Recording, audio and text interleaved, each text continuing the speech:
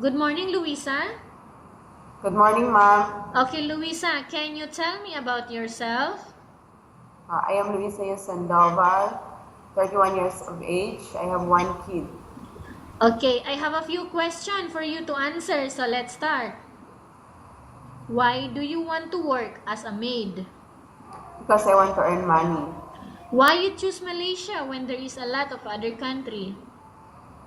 I want to try and experience Malaysia. How are you qualified for this job?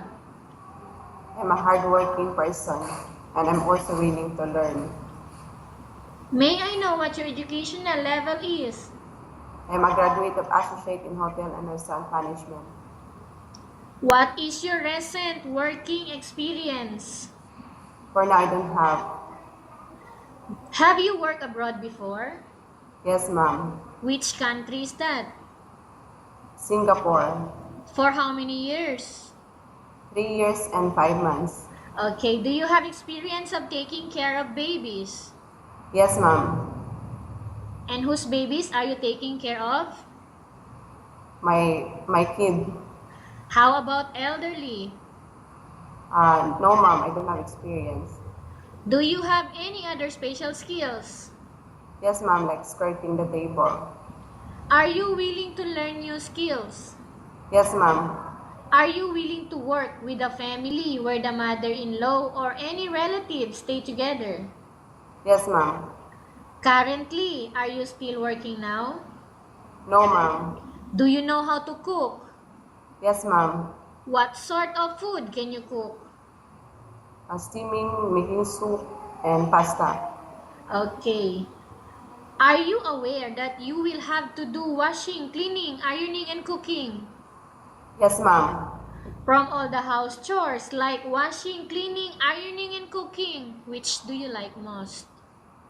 Cooking. If ever you were selected to work in Malaysia, who will take care of your kid?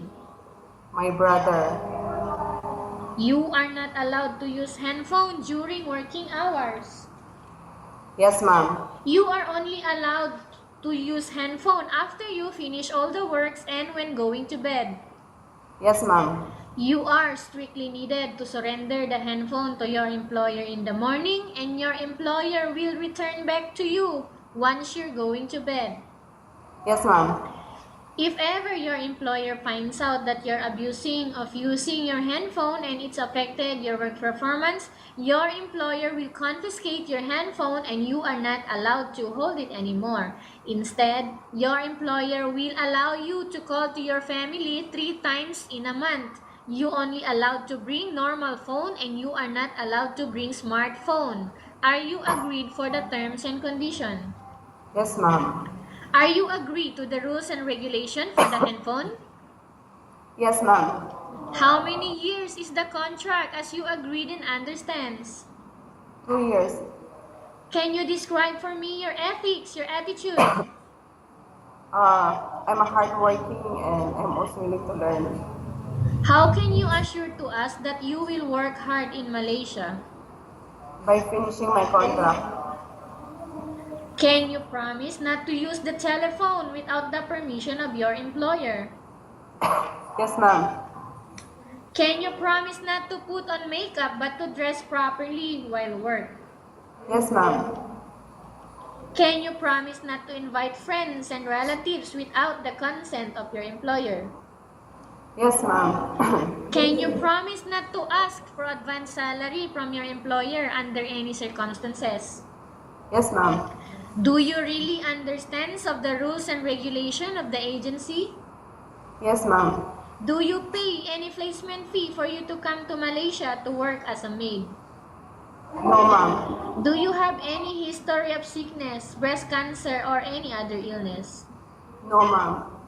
Do you suffer from any skin diseases, allergy, or physical defect? No, ma'am. Have you suffered from any serious illness? No, ma'am. Do you smoke? No. Have you undergone any operation? No, ma'am. Are you medically fit? Yes, ma'am.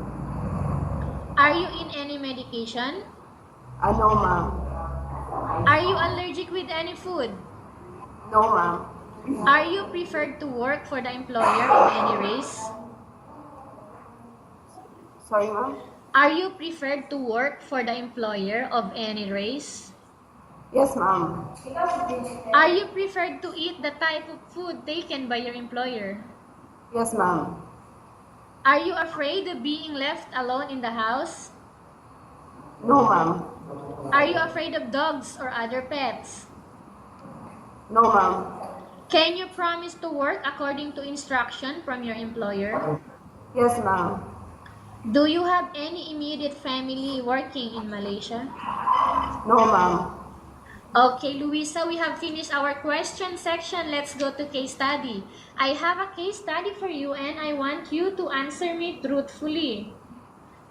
Upon arrival in Malaysia within 6 months, if ever any of your family members passed away, what will you do? I will just call them and send money. And come again? I will call my family and send money for them because I cannot go home. Okay. So tell us about yourself and why do you want to work in Malaysia as domestic helper? I am Luisa Sandoval, ma'am. Hope that you will choose me as one of your household worker, and I can assure you that I am a hardworking person and I'm also a teachable and obedient person. Okay, Luisa, what do you want to tell to your employer now who are watching your video? Hi, ma'am, sir. If you please choose me as one of your household worker because I am a hardworking person and I'm also willing to learn and I'm an obedient person. Okay, thank you very much, Luisa. We will update to your agency if there is any selection made by the employer. Yes, ma'am.